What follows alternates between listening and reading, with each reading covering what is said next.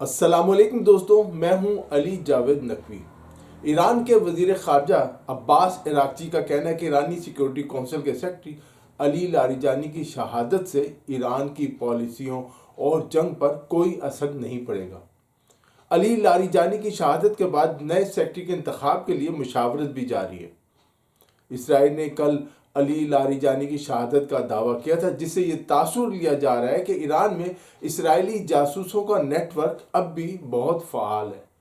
Mossad کے agent اہم ایرانی شخصیات کی نشاندہی کرتے ہیں اور اسرائیل امریکہ انہیں نشانہ بناتے ہیں۔ اسرائیلی وزیر اعظم نیتن یاہو، معلوم نہیں وہ زندہ ہے یا مر چکا ہے، اس کی طرف سے بیان آیا ہے کہ ایرانیوں کے لیے ایک اور موقع ہے کہ وہ اٹھیں اور رجیم کو چینج کر دیں، لیکن ایران میں فضائی حملوں کے ذریعے رجیم چینج کرنا اس کا کوئی امکان نظر نہیں آ رہا۔ ایران ایک مشکل دور سے گزر رہا ہے۔ کسی بڑے رہنما کی شہادت سے ایک نفسیاتی اثر ضرور پڑتا ہے۔ اہم عہدوں پر کام کرنے والے سینئر زیادہ تجربہ کار ہوتے ہیں۔ بہرحال یہ بھی ممکن ہے کہ نئی آنے والی قیادت پہلے سے زیادہ استقامت اور جرأت کا مظاہرہ کرے۔ ایسے لمحات قوموں کے لیے بے حد اہم ہوتے ہیں۔ امریکہ کے صدر ڈونلڈ ٹرمپ میڈیا سے روزانہ بات کر رہے ہیں، بلکہ بعض دفعہ ایک دن میں 2-3 بار ان کی گفتگو ہوتی ہے، اور ہر دفعہ ان کا موقف اور لہجہ بدلا ہوا ہوتا ہے۔ وہ امریکہ کی شکست سے خوفزدہ ہیں۔ ان کے جرنیلوں نے انہیں بتایا کہ ایران پر مکمل قبضہ اور رجیم چینج ناممکن ہے۔ امریکہ ایران کے رہنماؤں کو ایک ایک کر کے شہید کر سکتا ہے، لیکن وہ انہیں جھکنے پر مجبور نہیں کر سکتا۔ صدر ٹرمپ اپنی جارحانہ پالیسیوں کے باعث تنہا نظر آ رہے ہیں۔ آبنائے ہرمز کھلوانے، ایران پر حملے اور رجیم چینج کرنے کے معاملے پر بھی امریکہ کے اتحادی اس کا ساتھ نہیں دے رہے، اس کے ساتھ نہیں کھڑے۔ 17 مارچ کو میڈیا سے گفتگو میں صدر ٹرمپ ایک عجیب انہوں نے بات کی کہ انہیں مشرق وسطیٰ کے ممالک یعنی عربوں سے تو حمایت ملی، لیکن نیٹو ممالک سے حمایت نہ ملی۔ ٹرمپ کا کہنا تھا کہ انہیں کسی مدد کی بہرحال ضرورت ہے، لیکن نیٹو ان کا ساتھ نہ دے کر اہم کانہ غلطی کر رہا ہے۔ امریکی اخبارات New York Times, Wall Street Journal اور نیوز چینل CNN، الجزیرہ اپنی رپورٹس میں یہ الزام لگا چکے ہیں کہ عرب ممالک نے ایران پر حملوں کی حمایت کی تھی، لیکن سعودی عرب سمیت عرب ممالک مسلسل اس الزام کی تردید کر چکے ہیں اور وضاحتیں دے چکے ہیں۔ امریکہ ایک بڑا اور فوجی اعتبار سے ایران سے زیادہ طاقتور ملک ہے، اس میں کوئی شک نہیں، لیکن ایران کی استقامت اور مقابلے کی طاقت اور نقصانات برداشت کرنے کے حوصلے نے امریکہ کو کمزور اور تنہا کر دیا ہے۔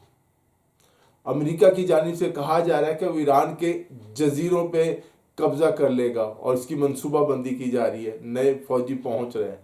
امریکی افواج کسی اہم ایرانی جزیرے پر قبضہ تو کر سکتی ہے، لیکن اس کے نتیجے مسائل کا ایک نیا اور پیچیدہ سلسلہ شروع ہو جائے گا۔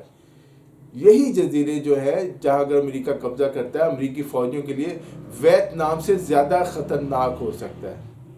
جب امریکہ اور اسرائیل ایران کے خلاف دباؤ اور جبر کی پالیسی اختیار کرتے ہیں تو صرف مشرق وسطیٰ کے بحران کو بڑھاتے نہیں ہیں، بلکہ اسے مزید پیچیدہ کر دیتے ہیں۔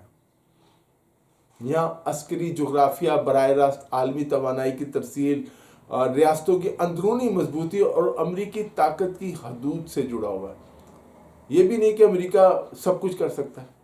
فروری 2026 کے آخر میں شروع ہونے والی یہ جنگ اب اس حد سے آگے نکل چکی ہے جہاں اسے صرف ایک محدود فضائی کارروائی کہا جا رہا تھا۔ اب یہ جنگ عالمی منڈیوں، امریکی اتحادیوں اور خلیج فارس کی سیکیورٹی نظام کو متاثر کر رہی ہے۔ پوری دنیا اس وقت ہلی ہوئی ہے۔ عام حالات میں دنیا کا تقریباً 5واں حصہ تیل اور گیس کی ترسیل جو ہے وہ آپ جانتے ہیں آبنائے ہرمز سے ہوتی ہے۔ دوسری طرف ایران کے جو جزائر پر قائم آئل ایکسپورٹ تنصیبات ہیں، ایران کی معیشت کی شہرک ہیں۔ امریکہ انہیں کنٹرول کرنا چاہ رہا ہے، قبضہ کرنا چاہ رہا ہے۔ ابتدائی جو ہفتوں کی صورتحال سے ظاہر ہوتا ہے کہ جنگ کے نتائج وہ نہیں نکلے جن کی امریکہ کو توقع تھی۔ اگر منصوبہ کامیاب ہوتا تو امریکہ کو عالمی اتحاد بنانے کی کوششوں کی ضرورت نہ ہو پڑتی، نہ ہی اسے یہ تسلیم کرنا پڑتا کہ بحری جہازوں کو تحفظ دینا امریکہ کے لیے ممکن نہیں۔ امریکہ اور اسرائیل دونوں ایران کے جوابی حملوں سے گھبرائے ہوئے ہیں۔ ظاہر ہے ان کے بھی نقصانات تو ہو رہے ہیں اسرائیل اور امریکہ کے۔ ان حملوں کے پیچھے بظاہر ایک کلاسک حکمت عملی جو تھی وہ تھی کہ امریکہ تیز رفتار حملے کرے گا، قیادت کا خاتمہ ہو جائے گا، نفسیاتی دباؤ ہوگا اور پھر سیاسی نظام کا اندر سے جو ایران کا وہ ٹوٹ جائے گا۔ مگر ایران کے معاملے میں اس کے برعکس ہوا۔ ریاستی نظام اب برقرار ہے، ایران نے جوابی حملے کر رہے ہیں اور بیرونی دباؤ نے نظام کو ایران کے کمزور کرنے کی بجائے مزید مضبوط کر دیا۔ فضائی حملے انفراسٹرکچر کو تو تباہ کر رہے ہیں ایران کے، مگر زمین پر قبضہ کرنا اتنا آسان نہیں ہے، نہ ہی بحری راستوں کو مکمل طور پر محفوظ بنایا جا سکتا ہے۔ یہی وجہ ہے کہ اب زمینی کارروائی کی بات ہو رہی ہے، جو دراصل فضائی حکمت عملی کی ناکامی کا اشارہ ہے۔ لیکن اس کے لیے جتنی فوج چاہیے وہ اسرائیل کے پاس نہیں ہے۔ اسی تناظر میں خارق جزیرہ اور آبنائے ہرمز کے قریب جو دیگر ایرانی جزائر کی اہمیت بڑھ جاتی ہے۔ خارق، لاوان اور سری جیسے جو جزائر ہیں ایران کی تقریباً تمام تیل برآمدات کے مراکز ہیں، جن میں خارق مرکزی حیثیت رکھتا ہے۔ اس جزیرے پر حملہ یا قبضہ ایران کی معیشت کے دل پر وار کے مترادف ہوگا۔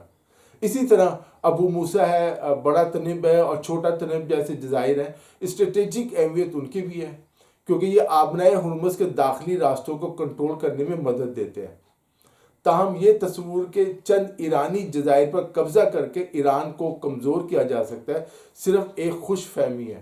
یہ جنگ پہلی امریکہ کے لیے مہنگی ثابت ہو رہی ہے، ایران کا بھی بہت نقصان ہو رہا ہے۔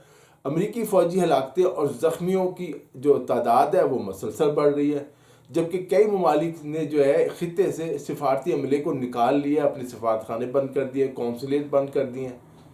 اہم سوال یہ ہے کہ اگر امریکہ ابھی تک بحری جہازوں کو مکمل تحفظ فراہم نہیں کر سکتا تو ایک جزیرے پر قبضہ کر کے اسے کیسے برقرار رکھے گا؟ کسی جزیرے پر قبضہ کرنا تو آسان ہو سکتا ہے، آپ نے فوج بھیجی، قبضہ کر لیا، مگر اسے برقرار رکھنا، رسد پہنچانا اور مسلسل حملوں سے بچانا کہیں زیادہ مشکل کام ہے۔ ایران اس حوالے سے طویل المدتی دباؤ ڈالنے کی صلاحیت رکھتا ہے اور وہ کہہ چکا ہے وہ ابھی کئی ماہ تک جنگ لڑ سکتا ہے۔ اگرچہ امریکہ کو تکنیکی اور فوجی برتری حاصل ہے، مگر مسئلہ مکمل فتح کا نہیں بلکہ مسلسل خطرے کو برقرار رکھنے کا، اور یہی وہ کھیل ہے جس میں ایران مہارت رکھتا ہے، اسے تجربہ ہے۔ آبنائے ہرمز کی بندش یا اس میں خلل اس بات کا واضح ثبوت ہے کہ ایران کو جلد شکست دینے کی توقع ناکام ہو چکی ہے۔ اس کے نتیجے میں عالمی منڈیوں میں تیل اور گیس کی قیمتیں بڑھ رہی ہیں، مہنگائی میں اضافہ ہو رہا ہے اور عالمی معیشت پر دباؤ مسلسل بڑھ رہا ہے۔ دوستو اس ویڈیو میں اتنا ہی۔ علی جاوید نقوی کو اجازت دیجیے، اپنا خیال رکھیے گا، خدا حافظ۔